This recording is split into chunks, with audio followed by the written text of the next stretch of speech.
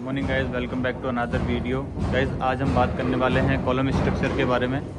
जैसा कि आपको पता है, कॉलम एक स्ट्रक्चर एलिमेंट होता है जो कि स्ट्रक्चर डिज़ाइनर ही डिज़ाइन करते हैं। कॉलम, स्लैब, बीम, राफ्ट और इस तरह के जो स्ट्रक्चर एलिमेंट होते हैं, ये कभी भी आर्किटेक्ट डिज़ाइन नहीं करते हैं। इन्हें सिर्फ स्ट्रक्चर डिज़ाइनर ही डिज़ाइन करते हैं। और आज उसी कॉलम स्ट्रक्चर के बारे में हम जानने की कोशिश करेंगे कि इनकी साइज़ क्या होती है, इनकी चौड़ाई क्या होती है, इनकी लंबाई क्या होती है, इनकी हाइट क्या होती है और इनमें किस तरह का स्टील यूज़ होता है, एज पर साइट क्या क्या प्रॉब्लम्स आती है। गाइस, इंजीनियरिंग लैंग्वेज में तो इन पर किताबें बहुत लंबी चौड़ी है, लेकिन हम एज एक्सपीरियंस मैं ये कवर करवाने की कोशिश करूँगा आपको कि हम किस तरीके से इनका सादा सिंपल में किस तरीके से इनका साइड पर यूज़ होता है। चल शुरू करते हैं। सबसे पहले गाइस मैं आपको एक बिल्डिंग का सेक्शन के बारे में बताना चाहता हूँ, क्योंकि ये बहुत ज़रूरी इन्फॉर्मेशन है किसी भी एक फ्रेशर इंजीनियर या सिविल इंजीनियर के लिए। सबसे पहले जो हमारा बेसमेंट होता है, बेसमेंट में राफ्ट दी जाती है। राफ्ट के बाद में हमारा बेसमेंट फ्लोर होता है। बेसमेंट फ्लोर के बाद में ग्राउंड फ्लोर होता है। ग्राउंड फ्लोर इसे स्टील फ्लोर भी कहते हैं। उसके बाद में हमारा फर्स्ट फ्लोर होता है, फिर सेकंड फ्लोर होता है, फिर थर्ड फ्लोर होता है, फोर्थ होता है, फिफ्थ होता है, सिक्स होता है, सेवन्थ होता है, सेवन्थ के बाद में एट्थ होता है, फिर नाइन्थ होता है, नाइन्थ के बाद में टेरेस फ्लोर होता है, जिसे ममटी भी कहते हैं। ममटी फ्लोर भी कहते हैं इसे। ये सेक्शन मैंने इसलिए दिखाया है क्योंकि जो हमारा कॉलम का शेड्यूल हमारे पास में जो आता है, जैसे मैं आपको कॉलम नंबर 55 के बारे में आपको मैं जब बताऊंगा एज पर साइड जाके, उसके बाद में आपको समझ में आएगा। इसमें जैसे लिखा हुआ है basement floor, ground floor, first floor. अब इसमें क्या लिखा हुआ रहता है, फाउंडेशन टू स्टील फ्लोर, मतलब फाउंडेशन हम इसको मानते हैं बेसमेंट फ्लोर को, basement floor to steel floor. तो फाउंडेशन टू स्टील मतलब ये दोनों जो फ्लोर हैं, ये इस सीरीज़ के हिसाब से हम कॉलम जो हैं वो यहाँ, ये फर्स्ट लाइन जो हमारी आ रही है फाउंडेशन टू स्टील फ्लोर, ये दो लाइन जो चलेगी हमारी, ये इस पूरी लाइन में जितने भी कॉलम आएंगे, कॉलम के सभी स्टील जो होंगे ये इस लाइन में चलेंगे। उसके बाद में हमारा फर्स्ट फ्लोर आ जाता है। इसमें लिखा हुआ है स्टील टू फर्स्ट फ्लोर, मतलब स्टील टू फर्स्ट फ्लोर। तो हमारे जो फर्स्ट फ्लोर है, वो फर्स्ट फ्लोर का जो स्टील है वो इस हिसाब से चलेगा। इसके बाद में लिखा हुआ है फर्स्ट टू सेकंड, तो फर्स्ट टू सेकंड में हमारा ये चलेगा पूरा, सेकंड टू थर्ड में हमारा ये चलेगा, थर्ड टू फोर्थ, थर्ड से फोर्थ में हमारा ये चलेगा, फोर्थ टू फिफ्थ में हमारा ये चलेगा, फिफ्थ टू सिक्स में हमारा ये वाला शेड्यूल चलेगा। सिक्स टू सेवन्थ में, सिक्स टू एट्थ, अब इसमें लिखा हुआ है 6 to 8, मतलब 6 से लेके 8वें फ्लोर तक, ये फ्लोर 6 to 8 फ्लोर में हमारे ये वाला हम कवर करेंगे। उसके बाद में आ जाता है 8th टू टेरेस, मतलब ये जो फ्लोर है हमारा 8th टू टेरेस, 8th से लेके टेरेस तक हमारे ये वाला शेड्यूल चलेगा जी। अब इसमें हमारा कॉलम नंबर 55 है। कॉलम नंबर 55 में हमें नीचे से दिया हुआ है सरिया 25 mm के 6 सरिये, 32 mm के 8 सरिये, 32 mm के 8 सरिये, 25 mm के 6 सरिये। हमारे 300 का कॉलम है और 300 बाई 750 का हमारा कॉलम है। 300 की हमारी चौड़ाई है, लंबाई हमारी 750 की है। तो ये हमारा पूरे जो है फाउंडेशन टू टेरेस, मतलब फाउंडेशन से लेके टेरेस तक हमारा 300 की साइज चलेगी इसकी कॉलम की। 1 2 3, ये भी 300, ये भी 300, ये भी 300, ये पूरे में 300 चल रहा है। कुछ चीज़ें होती हैं जो रिड्यूस हो जाती है, जैसे ऊपर जाने के बाद में कुछ कॉलम है जो रिड्यूस हो जाता है। अब इसके लिए ये किस हिसाब से सरिया बंधेगा, इसके लिए ये जनरल डिटेल समझनी ज़रूरी है। मैं अब इसमें जैसे ये फुटिंग होती है नीचे से, ये फुटिंग का सरिया है।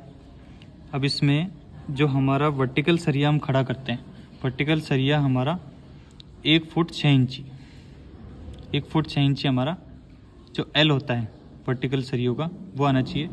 ये तो हमारा ये पीसीसी हो गई, जो मोटा मोटी 6 इंच की पीसीसी हम करते हैं। उसके बाद में ये हमारी फुटिंग की हाइट हो गई 6 इंची की। ये ट्रेपेजॉइडल फुटिंग है, रेक्टेंगुलर ट्रेपेजॉइडल फुटिंग जो आती है वो भी मैं एक वीडियो में आपको समझाने की कोशिश करूँगा।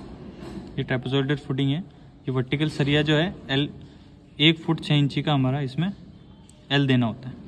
उसके बाद में ये हमारा जो जंक्शन होता है, इस जंक्शन के बाद में इससे पहले जो हम चलते हैं, इसमें जो लिखा हुआ है कि 8 mm to 200 centre to centre, 8 mm का डाया होना चाहिए और 200 mm का सेंटर टू सेंटर स्टील होना चाहिए। इसमें ये लिखा हुआ है बाकायदा इसके अंदर, यहाँ से लेके यहाँ तक का, मतलब जो अपना फुटिंग से लेके बीम का जो L/3 नीचे आता है, जैसे ये स्लैब हो गई, ये स्लैब हो गई, इससे L/3 नीचे, मतलब जितनी भी हाइट है उसका L/3, मतलब 3 मीटर है।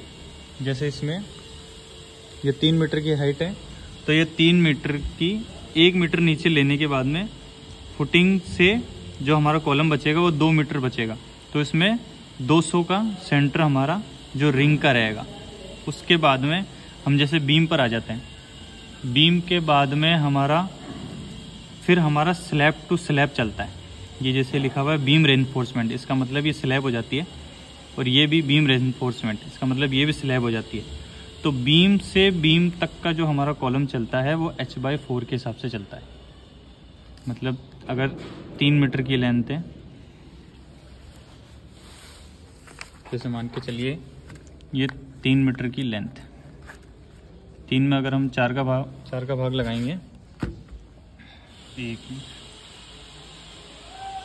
750, तो 750 ऊपर से 750 नीचे से, बीच में से बचा 1450। तो ऊपर से 7 रिंग, नीचे से 7 रिंग और बीच में बची 7 रिंग। तो ये जो रिंग चलेगी आपकी, ये ऊपर से 7 रिंग, फिर नीचे से 7 रिंग और बीच में जो होती है वो 7 रिंग। इसमें लिखा हुआ है clear cover to all reinforcement shall be as under,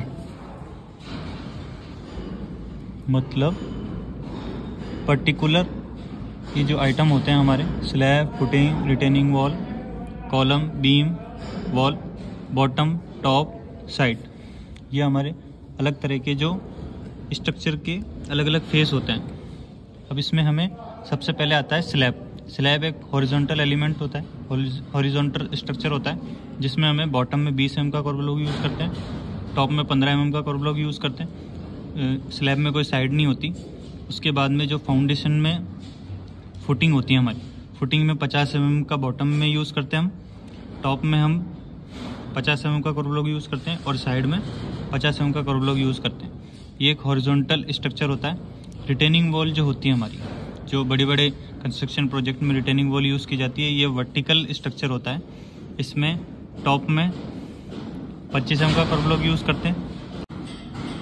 बाहर की तरफ जो वॉल होती है उसे अर्थ साइड बोला जाता है, ये बाहर की तरफ होती है। इसमें 40 mm का कर्व ब्लॉक दिया जाता है, क्योंकि इसमें लोड ज़्यादा आता है बाहर की तरफ।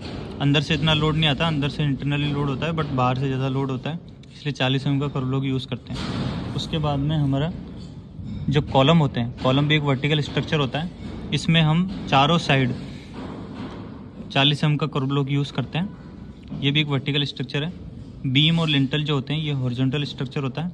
इसमें 25 mm टॉप बॉटम में, 25 mm टॉप में और 25 mm साइड्स में यूज़ करते हैं। और ये कवर ब्लॉक का जो पूरा डिज़ाइन होता है वो हमें जनरल नोट जो होता है वो जनरल नोट प्रोवाइड किया जाता है, प्रोवाइड कराया जाता है स्ट्रक्चर डिज़ाइनर के थ्रू। अब इसमें हम जो काम करवाते हैं वो IS 456 2000 के थ्रू काम करवाते हैं। ये चीज़ आप हमेशा स्ट्रक्चर डिज़ाइनर से ले सकते हैं किसी भी काम को करवाने के लिए, वो आपको प्रोवाइड करवा देगा। आइए एक बार प्रैक्टिकल इसका कवर करने की कोशिश करते हैं। जो कॉलम की हाइट है वो 2800 की है और इसमें जो जोन है वो 3 जोन है। ये नीचे वाला टेंशन जोन, ऊपर वाला टेंशन जोन और बीच में अपना कॉम्पैक्शन जोन है। इसकी जो रिंग है वो 100 सेंटर करके है। 7 रिंग ऊपर है, 7 रिंग नीचे है। 7 और 7 1400 होते हैं और बीच में जो बची हुई है वो 7 रिंग है। और जो इनके टेंशन जोन के अंदर लैपिंग होनी है, आप देख सकते हो इसमें टेंशन जोन में लैपिंग दिखा रही है और इसमें भी टेंशन जोन में लैपिंग दिखा रही है। बीच में कॉम्पैक्शन में कोई लैप नहीं होता है। ये स्ट्रक्चर के अकॉर्डिंग गाइडलाइन है। इसकी जो साइज़ है वो 300 बाई 750 की है। इसमें आप ड्राइंग में देख सकते हो। अभी हम फर्स्ट फ्लोर पे खड़े हुए हैं। फर्स्ट टू सेकंड चलता है इसमें। 25 mm के 14 सरिये हैं। जो साइज़ है वो 300 बाई 750 की है और इसमें हुक है जो 135 डिग्री पर बेंड होता है। मैं एक बार इनसे कैमरामैन से कहना चाहूँगा एक बार आगे दिखाएं। ये जो हमारी है ये मास्टरिंग होती है और ये बीच वाला हुक होता है और इसकी जो लेंथ होती है वो 9D और 10D के हिसाब से चलती है और जो हुक होता है वो भी 9D और 10D के हिसाब से इसकी लेंथ होती है। मतलब 8 mm का अगर सरिया है तो 80 mm इसकी लेंथ होनी चाहिए। ये इसको मास्टर रिंग कहते हैं। और बीच में इसमें ट्रायंगल रिंग भी हो सकती थी बट ये रेक्टेंगल रिंग है।